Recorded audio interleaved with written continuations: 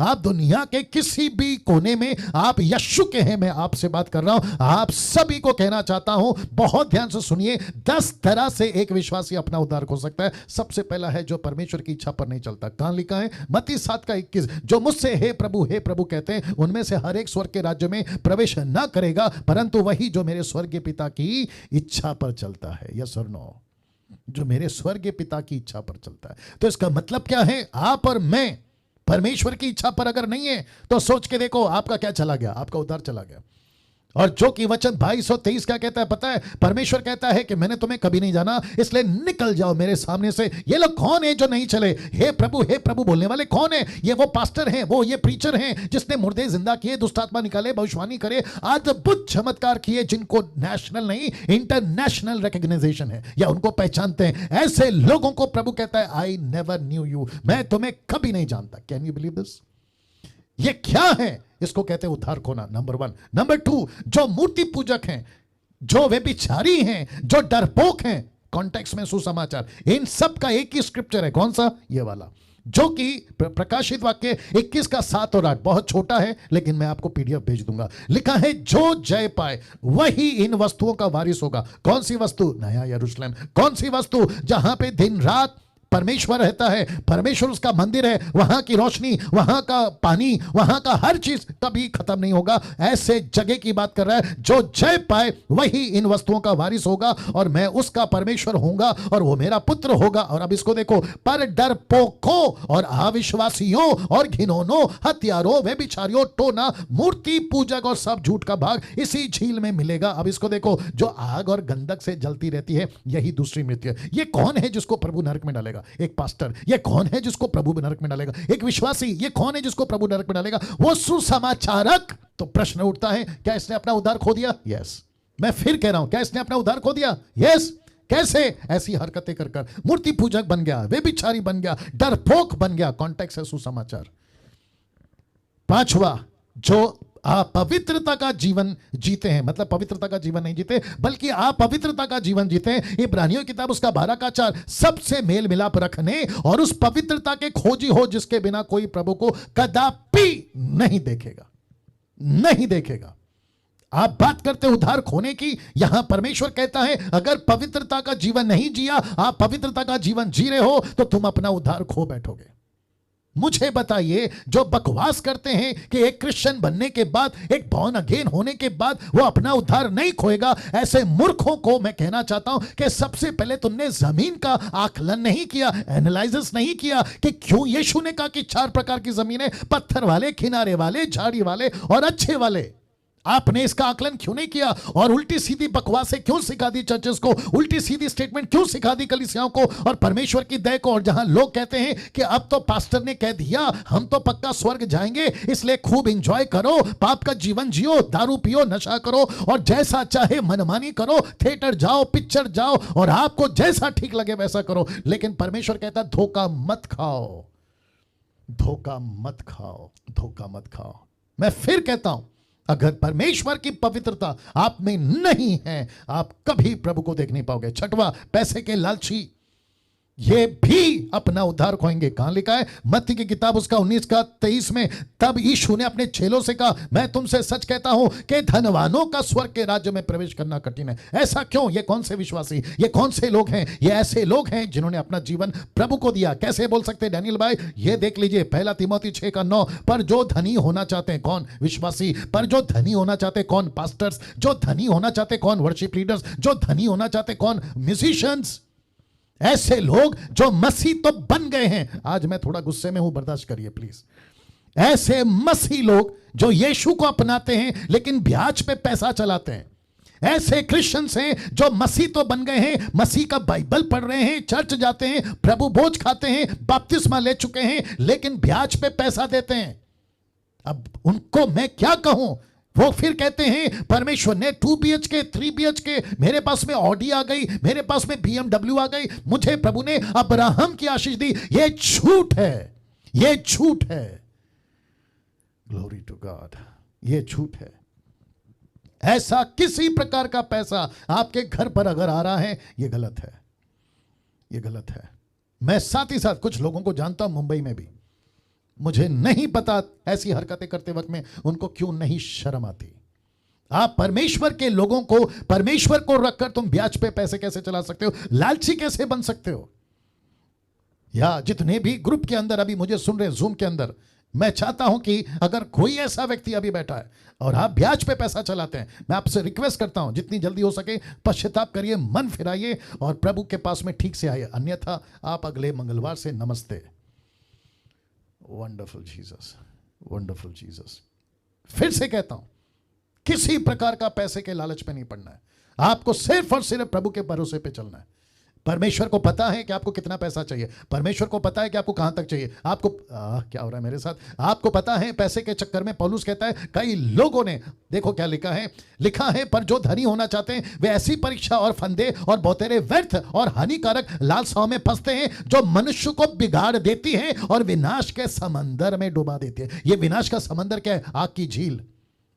आग की झील कैसे पॉसिबल है? एक पास्टर अपना सब कुछ त्यागता है, मूर्ति पूजा त्यागता है, पाप को त्यागता है, संसार को त्यागता है, सब कुछ त्यागता है, विश्वासी संसार को त्यागता है, लेकिन एक के चक्कर में अपना पूरा जीवन अनंत काल में बिताता। तुमसे बड़ा मूर्ख और कौन हो सकता है?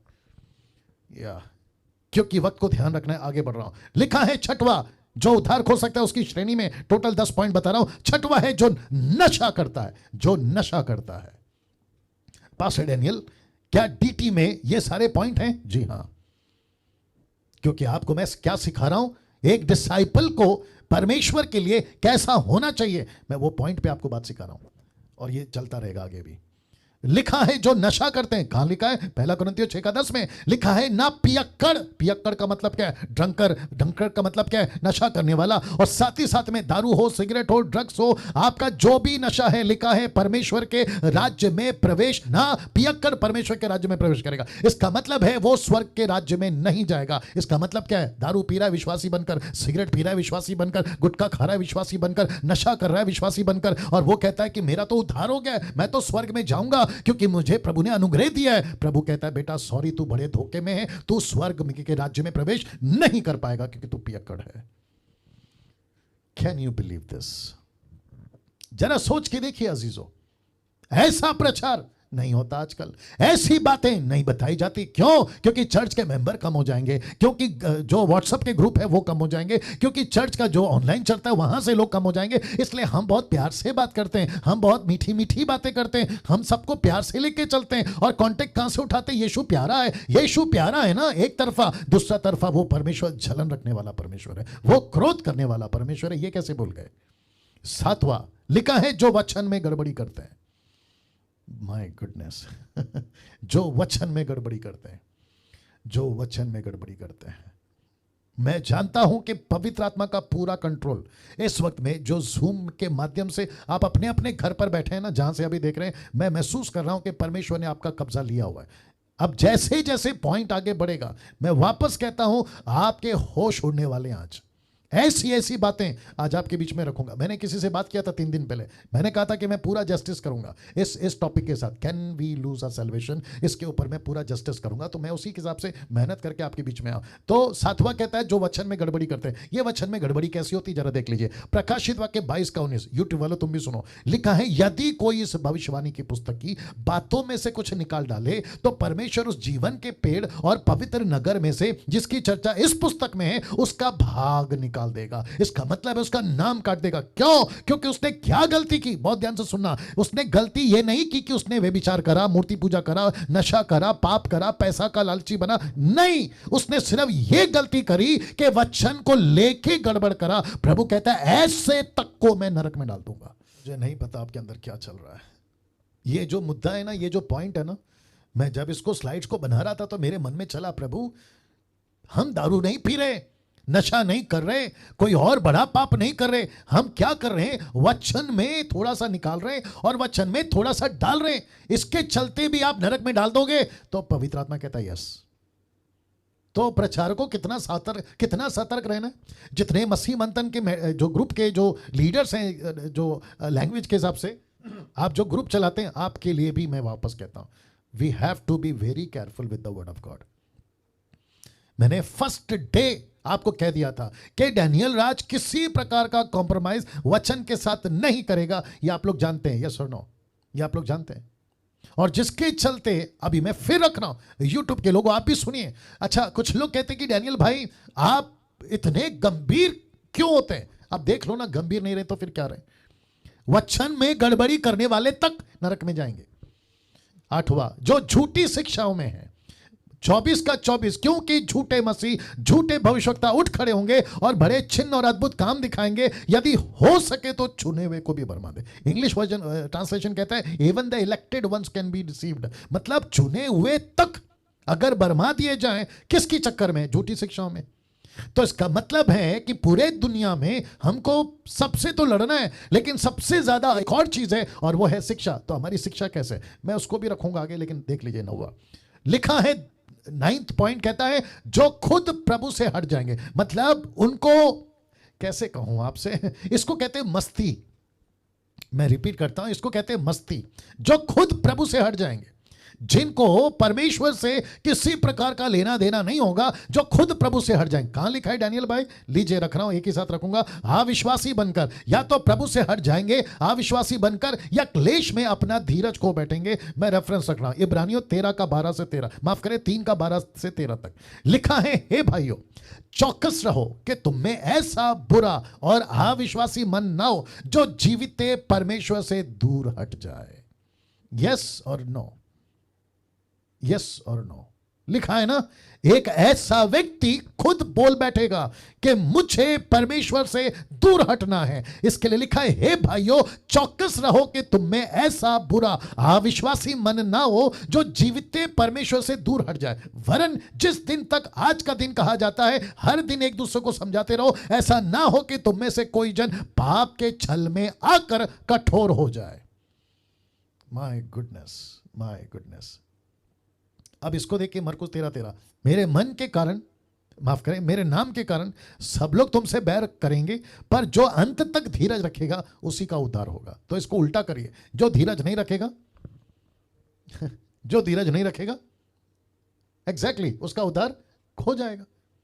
तो इसका मतलब है, बहुत ध्यान से सुनिएगा, जो अंत तक धीरज रखेगा। यह कब की बात है? यह आपकी बात है। यह कब की बात है? यह एंटीक्राइस्ट के टाइम की बात है। तो प्रभु कहता है, पौलुस कहता है, हे भाइयों चौकस रहो, कहीं ऐसा मन तुम्हारे अंदर ना आ जाए जिसके चलते तुम ये कह बैठो कि मेरे को प्रभु से दूर जाना है। तो ऐसे लोग अपना उद्धार पक्का खोएंगे। मैंने क्या कहा था? गिफ्ट देना आपका काम है, लेकिन गिफ्ट को संभाल के रखना मेरा काम है। यस और नो? आप गिफ्ट दे सकते हो, लेकिन संभाल के रखना आपका और मेरा काम है। नाउ 10वां पॉइंट लिखा है, जो जानबूझकर पाप करते हैं ऐसे लोग भी अपना उद्धार खोएंगे। कहां लिखा है? ये देख ले, इब्रानियों किताब उसका 10 का 26 से 27 तक में। क्योंकि सच्चाई की पहचान प्राप्त करने के बाद यदि हम जानबूझकर पाप करते रहे, इसलिए मैंने इसको लाल में डाल दिया, जानबूझकर। कैसे? तो पाप के लिए फिर कोई बलिदान बाकी नहीं, हां दंड का एक भयानक बाढ़ जोना और आग का ज्वलन बाकी है जो विरोधियों को भस्म कर देती। ये लोग कौन है? ये भी क्रिश्चियंस है। ये लोग कौन है? ये भी ईसाई हैं। ये लोग कौन है? ये भी यीशु को मानते हैं। इनकी गिनती कहां कहां है? पास्टर की, बिशप की, रेवरेंड की, अपोस्टल की, वर्शिपर्स की, म्यूजिशियंस की, मुझ जैसे ऑनलाइन प्रीचर की, इन सब की गिनती की बात कर रहा है। कहता है यदि जानबूझकर। अब इसको देखिए, इब्रानियों किताब उसका 10 का 29 में लिखा है, तो सोच लो कि वह कितने और भी भारी दंड के योग्य ठहरेगा, जिसने परमेश्वर के पुत्र को पांव से रौंदा और वाचा के लहू को जिसके द्वारा वह पवित्र ठहरा गया था अपवित्र जाना और अनुग्रह की आत्मा का अपमान किया। वाह वाह, निर्जला जी कैसा लग रहा है? या क्या बताएं, या आप बताएं। या बहुत डर आ रहा है। या और जितने लोग अभी देख रहे हैं, मैं जानता हूं ये ऐसा विषय है, ये क्या आ गया? ओके, ये ऐसा विषय है जिसको बहुत कम लोग बात करते हैं, बहुत कम लोग बात करते हैं। मुझे नहीं पता कि ऐसा गंभीर विषय जिसको कहते हैं कि क्या एक विश्वासी अपना उद्धार खो सकता है, मुझे नहीं पता कि इसके ऊपर लोग बात क्यों नहीं करते। बहुत कम इस विषय पे बात होता है ना। इसको देखिए, मैं आगे अभी और मसाला है। इसको देखिए, इब्रानियों की किताब उसका 6 का 4 से 5 तक में, क्योंकि जिन्होंने एक बार ज्योति पाई है, जो स्वर्गीय वरदान का स्वाद चख चुके हैं, पवित्र आत्मा के भागी हो गए, वचन 5, परमेश्वर की उत्तम वचन का स्वाद, आने वाली बात, युग की सामर्थ का स्वाद चख चुके हैं, यदि वे भटक जाएं तो उन्हें मन फिराव के लिए फिर नया बनाना अनहोना है।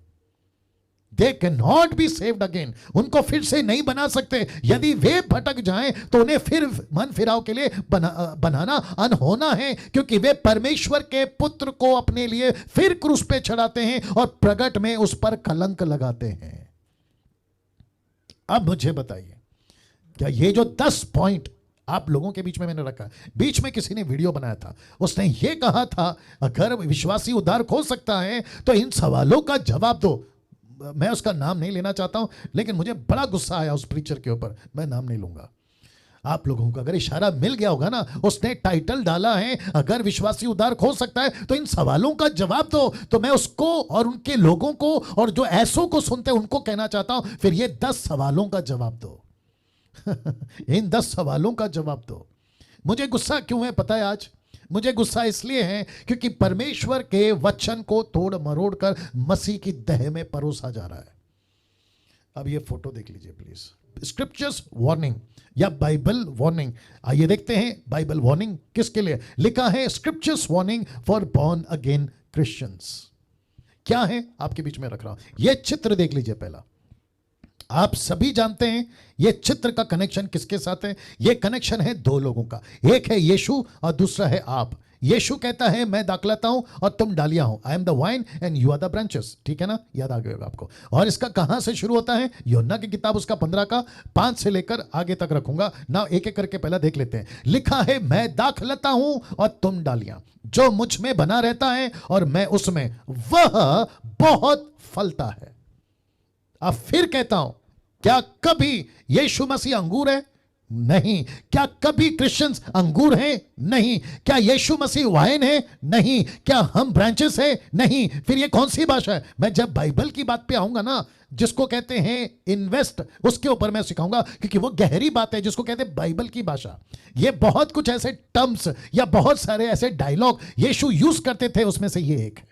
तो यीशु कहता है तुम क्रिश्चियंस तुम अंगूर हो, मैं क्या हूं? मैं दाखलता हूं। जिसके लिए अभी क्या कहा? मैं दाखलता हूं तुम डालियां हो।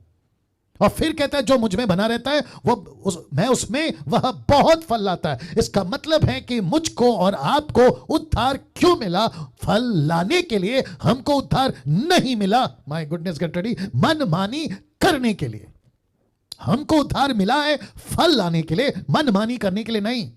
मैं रिपीट करता हूं, जितने लोग अभी जूम पर मुझे सुन रहे हैं, हाथ जोड़ के रिक्वेस्ट करता हूं यहां से बहुत केयरफुली सुनिएगा, क्योंकि आपको यीशु का एक अलग रूप दिखेगा। और यीशु की शुरुआत होती है 13वें अध्याय से, यूहन्ना के 13वें अध्याय से। 13वां अध्याय कौन सा है? जहां यहूदियों का फंसा, जिसको कहते हैं यीशु मसीह का फंसा, जिसको कहते हैं पास ओवर नाइट। 13वें अध्याय से 14वें अध्याय तक, फिर वो शुरू करते हैं 15वें अध्याय से 16वें अध्याय तक, फिर 17वें से 8वें अध्याय में आपको पता है जहां यीशु कहते हैं मैं तुम्हारे लिए प्रार्थना करने के लिए, वो एक अलग जगह पे चले गए। और ये वो घटना है जहां यीशु ऊपर के कोठरी में अपने चेलों से बात कर रहे हैं। वाह। और यीशु कहता है मैं दाखलता हूं तुम डालियां हो, जो मुझ में बना रहता है मैं उसमें, वह बहुत फलता है। मैं रिपीट करता हूं, यूट्यूब के लोगों बहुत ध्यान से सुनिए, हम सबको पृथ्वी के ऊपर परमेश्वर ने अपनी मनमानी करने के लिए उद्धार नहीं दिया है। अगर उद्धार को लेकर मनमानी करोगे, डंके की चोट पे बोलता हूं, तुम अपना पक्का उद्धार खोगे। इसमें बाकी क्या कहते हैं मुझे कोई लेना देना नहीं है, लेकिन स्क्रिप्चर को रख रहा हूं। कहता है कि तुम बहुत फल लाओगे, और फिर कहता क्योंकि मुझसे अलग होकर तुम कुछ नहीं कर सकते। इसका मतलब क्या है? मुझे यीशु से जुड़े रहना है, उसको कहते हैं उद्धार। हम सबको यीशु से जुड़े रहना है, उसको कहते हैं उद्धार। जितनी भी मिनिस्ट्री दुनिया में, सबको यीशु से जुड़े रहना है, उसको कहते हैं उद्धार का मकसद, जिसको यीशु के लिए जीना कहते हैं फल लाना। इसलिए लिखा है मुझसे अलग होकर तुम कुछ नहीं कर सकते। अब वचन 6 लिखा है यदि कोई मुझ में बना ना रहे। इसका मतलब क्या है? यहां जबरदस्ती नहीं हो रही है। इसका मतलब है यीशु ने ऑप्शन रखा है। इसका मतलब है यीशु कहता है कि तुम्हारी मर्जी, मैंने तो उद्धार दे दिया, मकसद यही है। लिखा है यदि कोई मुझ में बना, लिखा है ना रहे। उसके साथ क्या होगा? तो वह डाली की नाई फेंक दिया जाता, सूख जाता और लोग उन्हें बटोर कर, बहुत ध्यान से देखिएगा, लिखा है आग में झोंक देते और जल जाती है। यह कौन सी आग है? नरक की। माय गुडनेस, क्या सब लोग सुन रहे हैं? जी मैं रिपीट कर रहा हूं, क्या सब लोग सुन रहे हैं जितने जूम पर हैं अभी? डॉक्टर राजेश कुमार, या मैं सबको पूछ रहा हूं, क्या हम सब सुन रहे हैं? या फोकस करिए, फोकस करिए। वापस आता हूं, लिखा है तो वह डाली, अगर जो डाली मुझ में, और लिखा यदि कोई मुझ में बना ना रहे तो वह डाली की नाई फेंक दिया जाता, सूख जाता है, उन्हें लोग बटोर कर आग में झोंक देते हैं और वो डाली जल जाती है। ये कौन डाली है? ये क्रिश्चियंस हैं। डंके की चोट पे बोलता हूं, इसको जुटला कर बता दो कि ये गलत है। ये कौन है? ये क्रिश्चियंस हैं। ये अंगूर नहीं है, ये अंगूर नहीं है, ये ग्रेप्स नहीं है। ये यीशु मसीह अपोक्लिप्टिक में बात कर रहा है कि जो मुझ में बना नहीं रहेगा, मतलब मेरे उद्धार में जिसको मैंने दिया, अगर उसमें बना नहीं रहेगा उसको मैं काट दूंगा, आग में जला दूंगा। वचन 7 देखो क्या लिखा है, यदि तुम मुझ में बने रहो, मेरी बातें तुम में बनी रहे, जो चाहो मांगो तुम्हारे लिए हो जाएगा। तो शब्द पे ध्यान दीजिएगा, लिखा है यदि, यदि, यदि, लिखा है इंग्लिश में इफ इफ। इसका मतलब क्या है? अगर ऐसा करोगे तो होगा, अगर ऐसा करोगे तो होगा, अगर नहीं करोगे तो नहीं होगा। तो इसको कहते हैं यीशु मसीह जबरदस्ती आपके पीछे नहीं पड़ा है। वाह, सी वचन 8 क्या कहता है देखिए, मेरे पिता की महिमा इसी से होती है कि तुम बहुत सा फल लाओ, तब ही तुम मेरे चेले ठहरोगे। यह था यीशु का प्रचार। आजकल क्या प्रचार चल रहा है? आप ईसाई बन गए हो, प्रभु आपसे प्यार करता है, छोटा मोटा गलती तो चलता है, छोटा मोटा पाप तो चलता है, छोटा मोटा गुस्सा तो चलता है, झगड़ा तो चलता है, गालियां तो चलता है, कभी हफ्ते में एक बार वाइन पी सकते हो, कभी हफ्ते में एक बार बियर पी सकते हो। परमेश्वर कहता है उस मकसद से तुम्हारा उद्धार नहीं किया है, तुम्हारा उद्धार किया है ताकि तुम बहुत सा फल लाओ। अब बताइए नाउ इसका मकसद क्या है दोस्तों? इसका मकसद है कि परमेश्वर कहता है तुमको एक ही मकसद के लिए उद्धार दिया है, ताकि तुम फल लाओ। अगर तुम फल नहीं ला रहे हो, लिखा है तब ही तुम मेरे चेले ठहरोगे। अगर फल नहीं ला रहे हो, आई विश कि मैं आपके घर पर बैठकर आपको यह प्रचार कर पाता, लेकिन मेरी मजबूरी है कि हम कॉन्फ्रेंस नहीं कर पा रहे हैं क्योंकि लॉकडाउन फिर से शुरू हो रहा है। मैं रिपीट करता हूं कि तब ही, ब्रैकेट देख लीजिए, लिखा है तब ही तुम मेरे चेले ठहरोगे, तब ही तुम मेरे चेले ठहरोगे। आजकल टाइम पास बहुत चल रहा है साहब, फल नहीं ला रहे हैं। आजकल मनोरंजन बहुत चल रहा है। आजकल क्रिश्चियंस क्या बन गए पता है? सेलिब्रिटीज। फेसबुक यूट्यूब वालों अगर ये पहुंचता है वहां तक के लिए मैं बता दूं, आजकल सेलिब्रिटी टाइप क्रिश्चियन बहुत हो गए। फंक्शंस में जा रहे हैं, फोटो क्लिक करते हैं, फेसबुक पे डालते हैं, कहीं पे कॉन्सर्ट करते हैं, फोटो खींचते हैं, फेसबुक पे डालते हैं, फिर ऊपर से ऐसी मेहरबानी जताते हैं, hey guys pray for us, hey guys we had a good time. ये क्या लगा के रखा है? परमेश्वर कहता है फल लाओ, परमेश्वर कहता है मेहनत करो, परमेश्वर कहता है आत्मा बचाओ। यहां कम से कम थोमा जब से भारत आ गया, हम अभी भी 3 से 4% क्रिश्चियंस हैं, जबकि बाकी सब कंपनियां डेवलप कर रही हैं, बाकी सारे के सारे शॉपिंग मॉल डेवलप कर रहे हैं, हर इंसान तरक्की कर रहा है, लेकिन एक ही ऐसी बिजनेस है और वो है मसीह की बिजनेस जो सिर्फ 3% पे अटकी हुई है। क्या शर्म की बात है, क्या शर्म की बात है ना। इसको देखिए, रोमियो किताब उसका 11 का 17, ये बहुत इंटरेस्टिंग है। यदि, लिखा है यदि कोई एक डाली तोड़ दी गई, लिखा है यदि कोई एक डाली तोड़ दी गई, ब्रैकेट में इजरायली, इसका कॉन्टेक्स्ट आपको एक से मिलेगा, इजरायली और अन्य जातियों की बात हो रहा है। लिखा है यदि कई एक डाली तोड़ दी गई, रिपीट करता हूं, यदि कई एक डाली तोड़ दी गई, ब्रैकेट में इजराइल, तू जंगली जलपाई होकर उनमें साटा गया। तो ये जंगली जलपाई कौन है? अन्य जाति। अब आपको कॉन्सेप्ट समझाता हूं, थोड़ा सा हैवी है, बर्दाश्त करिएगा, ठीक है ना। और यूट्यूब वालों आप भी बर्दाश्त करिएगा। पौलुस क्या कह रहा है पता है? रोमियो की किताब 11 अध्याय में वो यहूदियों को कह रहा है कि तुम पहले यहूदी, तुमको मौका मिला था यीशु का उद्धार पाने का, तुम यहूदी, तुमको मौका मिला था यीशु की डाली में जुड़कर फल लाने का, ये देख लीजिएगा। लेकिन क्या हुआ कि तुमको, लिखा है यदि कई एक डाली तोड़ दी गई, इसका मतलब है तुम्हारा उद्धार नहीं हुआ, यीशु को तुमने स्वीकार नहीं किया, तब जाकर जंगली, माय गुडनेस, अगर आप स्वीकार कर सको इसको, लिखा है तब जाकर जंगली जलपाई होकर उनमें साटा गया। इसका मतलब है उसके अंदर डाला गया। ये जंगली जलपाई कौन है? अन्य जाति। ये अन्य जाति कौन है? आप और मैं। तो प्रभु का दास पौलुस कहता है मौका मिला था इजरायलियों को, बहुत ध्यान से सुनेगा, मौका मिला था इजरायलियों को, लेकिन इजरायलियों ने मौका खो दिया जो डाली बनकर फल ला सकती थी। लेकिन परमेश्वर ने एक और नई डाली लाई, और जिसको कहते हैं अन्य जाति की डाली। और अब इसको देखो, और जलपाई की जड़ की चिकनाई का भागी हुआ, यह पवित्र आत्मा है। जलपाई की जड़ की चिकनाई का भागी हुआ, इसका मतलब है पवित्र आत्मा ने उस जंगली झाड़ी को ऐसा अपने में जोड़ दिया ताकि वो भी फल ला सके। अब इसको देखो, तो डालियों पर घमंड ना करना, यहूदियों को कहता है कि तुम खुद पर घमंड ना करना, और यदि तू ब्रैकेट में यहूदी घमंड करे तो जान रख कि तू यानी यहूदी जड़ को नहीं, मतलब परमेश्वर को नहीं, परंतु जड़ यानी परमेश्वर यीशु तुझे संभालती है। हो इसको रख रहा हूं, इसको डाइजेस्ट करो प्लीज। मैं वापस कहता हूं, किसकी बात चल रही है? फल की बात चल रही है। परमेश्वर की महिमा किससे होती है? फल से होती है। तो क्या लिखा है? तब ही तुम मेरे चेले ठहरोगे। लेकिन यहूदी चेले, यहूदी फल नहीं लाए, यहूदी यीशु की डाली नहीं बने, ये यहूदी ब्रांचेस नहीं बने। तब पौलुस को यह प्रकाशन मिला कि अगर यहूदी मतलब इजरायली अगर फल नहीं ला रहे हैं तो मैं अन्य जाति को चुनूंगा और वो मेरे लिए फल लाएंगे। माय गुडनेस, आप समझ रहे हैं?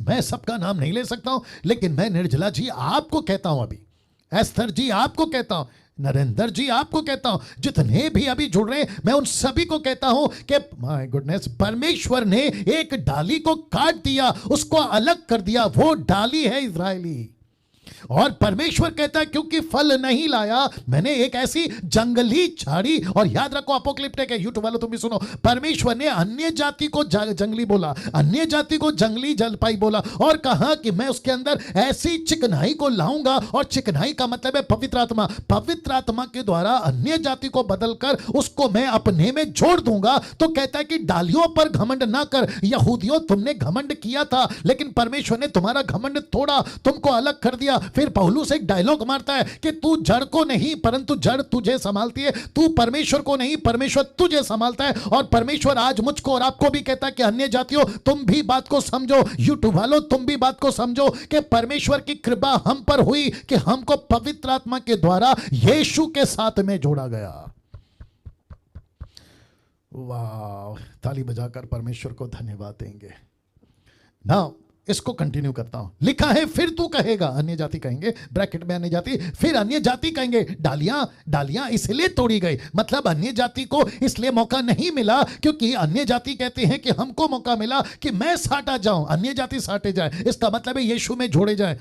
क्या करूं, आप लोग समझ रहे हैं? ये डाली पेड़ पौधा या प्लीज उसको बहुत बारीकी से समझिएगा। अन्य जाति कहती है, फिर तू कहेगा, ब्रैकेट में आपको समझने के लिए मैंने डाला है, फिर तू कहेगा मतलब अन्य जाति कहेगी डालियां इसलिए तोड़ी गई, यानी कि यहूदी इसलिए निकाले गए कि हम अन्य जाति उसकी जगह पे आ जाएं। अब इसको देखो, भला वे तो अविश्वास के कारण तोड़ी गई। कौन? यहूदी को मौका इसलिए नहीं मिला क्योंकि उनका विश्वास नहीं था, अविश्वासी बन गए, परंतु तू विश्वास से बना रहता है, अन्य जाति तू विश्वास से बना रहता है, इसलिए अभिमानी ना हो परंतु भय कर।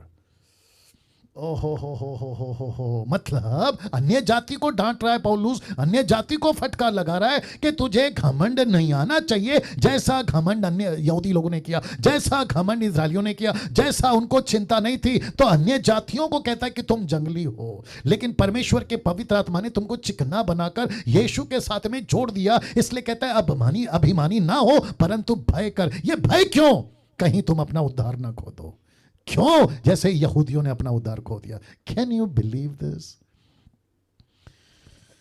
वाह, अब इसको देखो, क्योंकि जब परमेश्वर ने स्वाभाविक डालियां ना छोड़ी, मतलब यहूदियों को ना छोड़ा, तो तुझे भी ना छोड़ेगा, अन्य जाति तुझे भी ना छोड़ेगा। इसलिए परमेश्वर की कृपा और कड़ाई को देख, मतलब परमेश्वर का अनुग्रह और परमेश्वर का सख्तपना, जिसको कहते हैं रूडनेस, जिसको कहते हैं ट्रांसलेशन को जब मैं स्टडी करा था कहते हैं हार्श वर्ड या रूड वर्ड। परमेश्वर का कृपा और परमेश्वर का गुस्सा को नहीं भूलना, क्योंकि यहूदियों को नहीं छोड़ा तो तुम अन्य जाति क्या हो? देखो ऊपर लिखा है ना, जब परमेश्वर ने स्वाभाविक डालियां नहीं छोड़ी तो तुझे भी ना छोड़ेगा।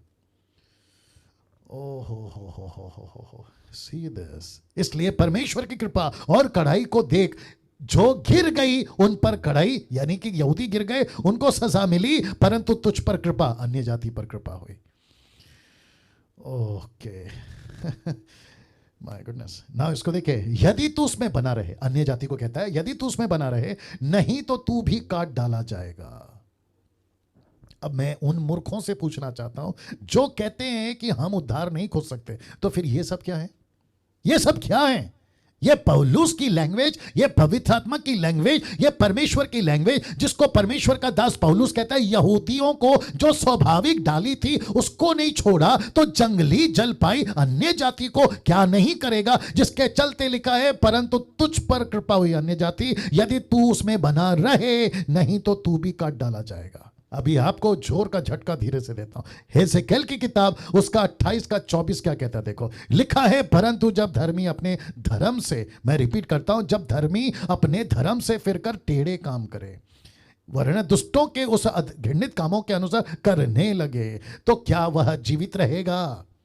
क्या वो बच जाएगा? लिखा है जितने धर्म के काम उसने किए हो उनमें से किसी का स्मरण न किया जाएगा, जो विश्वासघात और पाप उसने किए हो उसके कारण वह मर जाएगा, उसके कारण वह मर जाएगा। कैसा लग रहा है?